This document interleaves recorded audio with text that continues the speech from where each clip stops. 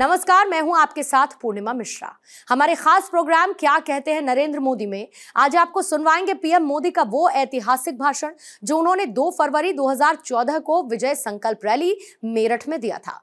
मोदी जी ने अपने भाषण में कहा कि कांग्रेस ने कभी भ्रष्टाचार को खत्म करने के बारे में नहीं सोचा, क्योंकि कांग्रेस ने हमेशा अपनी जेब भरने का रास्ता खोजा है और देश में जहर बोने का काम भी किया है। भाइयों बहनों, जनता की पाई पाई का हिसाब होना चाहिए। जनता की पाई पाई जनता की भलाई के लिए काम आनी चाहिए। और भाइयों बहनों, मैं आपको विश्वास दिलाता हूं, हम भारतीय जनता पार्टी के सिपाही हैं। हम इस देश के चौकीदार हैं। आप अगर हम लोगों को दिल्ली में बिठाओगे तो मैं आपको विश्वास देता हूं कि दिल्ली की तिजोरी पर मैं किसी पंजे को पड़ने नहीं दूंगा। हम चौकीदार बन के बैठेंगे। देश के गरीबों के पैसों के हक को किसी को छीनने नहीं देंगे। ये मैं आपको विश्वास दिलाने आया हूं। भाइयों बहनों, आप मुझे बताइए, मेरे नौजवान मित्रों बताइए, आपके दादा को, आपके पिता को जवाब देंगे? मुझे नौजवान जवाब देंगे? आपके दादा पिता को जिस प्रकार की जिंदगी गुजारनी पड़ी, क्या आप ऐसी जिंदगी गुजारना चाहते हो? आपके पूर्वजों को जो मुसीबत झेलनी पड़ी, आप झेलना चाहते हो? आप बेरोजगारी में जिंदगी गुजारा करना चाहते हो? क्या देश का नौजवान रोजगार चाहता है कि नहीं चाहता है? आपको रोजगार मिलना चाहिए कि नहीं मिलना चाहिए? भाइयों बहनों, मुझे अभी तक समझ नहीं आया है कि नौजवान नौकरी के लिए जाता है, इंटरव्यू के लिए जाता है, तो वो पहले किसी की सिफारिश के लिए रास्ता खोजता है, और सिफारिश नहीं है तो नौकरी मिलती है क्या? बिना सिफारिश नौकरी मिलती है क्या? जरा बोलो तो, पैसे दिए बिना नौकरी मिलती है क्या? इंटरव्यू में पास करेंगे ऐसा वादा देते हैं कि नहीं देते? रुपये लूटते हैं कि नहीं लूटते? तो फिर इंटरव्यू की जरूरत क्या है? इंटरव्यू की जरूरत है क्या भाइयों? मुझे बताइए, इंटरव्यू की जरूरत है क्या? ये भ्रष्टाचार की जड़ उसी में है। भाइयों बहनों, मैंने गुजरात में एक प्रयोग किया। ये प्रयोग सब दूर हो सकता है। हमने नौजवानों को कहा कि आपकी अर्जी, आपके मार्क जो कुछ भी है कंप्यूटर में डाल दो, और कंप्यूटर को पूछा कि जो सबसे ज्यादा मार्क वाले हैं ऐसे 13,000 लोगों की सूची निकाल दो। कंप्यूटर ने सूची निकाल दी, हमने उनको नौकरी दे दी। वो घर बैठे तो ऑर्डर आ गया और वो काम में लग गए। 1 रुपए का भ्रष्टाचार नहीं हुआ। भाइयों बहनों, अगर भ्रष्टाचार से मुक्ति पानी है ना, तो रास्ते खोजो, रास्ते मिल जाएंगे। लेकिन ये रास्ते खोज रहे हैं घर भरने के, रास्ते खोज रहे हैं जेब भरने के, और इसी के कारण देश भ्रष्टाचार में डूबा हुआ है। भाइयों बहनों, मैं यहां आने से पहले यहां पर जो सरस्वती विद्या मंदिर है वहां जाने वाला था, लेकिन समय की देरी हुई तो हमने तय किया कि इस कार्यक्रम के बाद मैं उस सरस्वती विद्या मंदिर जाऊंगा। क्यों जा रहा हूं बताऊं आपको? मैं ये सरस्वती विद्या मंदिर चलाने वाले सभी महानुभावों का अभिनंदन करता हूं। वो एक ऐसा काम कर रहे हैं जिसके जानते ही हमारा माथा ऊंचा हो जाता है। ये सरस्वती विद्या मंदिर इसी मैदान में, इसी चौगान में हमारे जो नॉर्थ ईस्ट के बच्चे हैं, पूर्वांचल के जो बच्चे हैं, नागालैंड, मिजोरम, अरुणाचल प्रदेश, वहां के बच्चों को लाकर के यहां पर उनकी शिक्षा दीक्षा का काम करते हैं। आप देखिए, एक तरफ उन दूर सुदूर जंगलों में रहने वाले बच्चों को लाकर के उनकी परवरिश करना, उनकी शिक्षा दीक्षा का काम करना, ये हो रहा है। और दूसरी तरफ दिल्ली में मैडम सोनिया जी आपके नाक के नीचे अरुणाचल के एक बेटे को मौत के घाट उतार दिया जाता है। ये मामला गंभीर है। मैं दिल्ली वासियों से भी कहना चाहता हूं, मैं देशवासियों से भी कहना चाहता हूं, कभी अरुणाचल जाके देखिए भाइयों बहनों, हमें गर्व होगा। एक तरफ अरुणाचल का हर नागरिक चीन के साथ लड़ाई लड़ता रहता है, चीन के षड्यंत्रों में कभी फंसता नहीं है। ये अरुणाचल की भूमि ऐसी है, अगर हम एक दूसरे को मिलते हैं तो राम राम बोलते हैं, नमस्ते बोलते हैं। अरुणाचल के लोग एक दूसरे को मिलते हैं तो जय हिंद बोलते हैं, जय हिंद बोलते हैं। उस अरुणाचल के एक बेटे को मार दिया जाए, हमारा माथा शर्म से झुक जाता है भाइयों। आज विश्व जिस प्रकार से बदल रहा है, दिल्ली को हमें एक ग्लोबल सिटी के रूप में देखना चाहिए। दिल्ली एक ग्लोबल सिटी के रूप में विकसित होना चाहिए।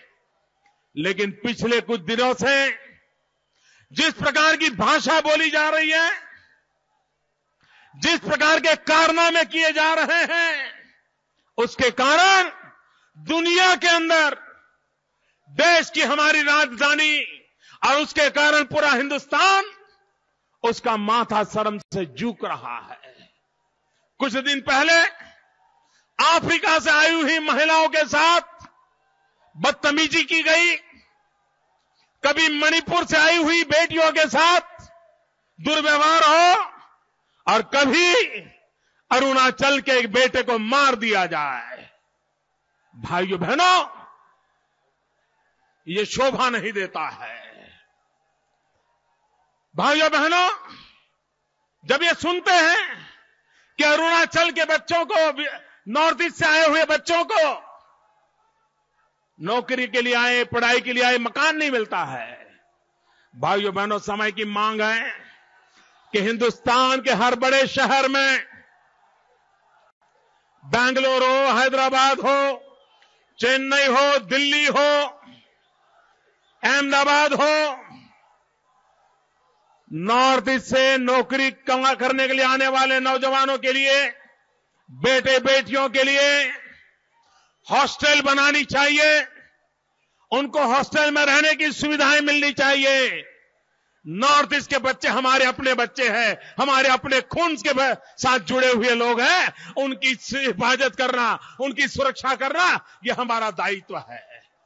लेकिन भाइयों बहनों, दिल्ली की सरकार को इन चीजों की परवाह नहीं है। और इसलिए भाइयों बहनों, इस बात की ओर मैं आपका ध्यान आकर्षित करता हूं। भाइयों बहनों, कांग्रेस पार्टी